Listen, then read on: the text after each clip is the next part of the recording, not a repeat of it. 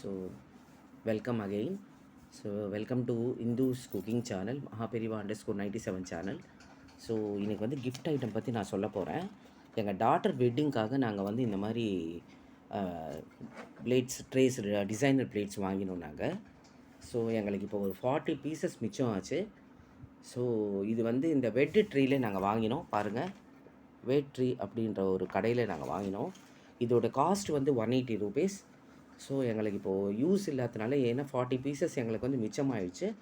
So இது வந்து நாங்கள் வந்து ஒரு 130 ருபீஸ்க்கு பர் பீஸ் கொடுக்குறோம் நாங்கள்.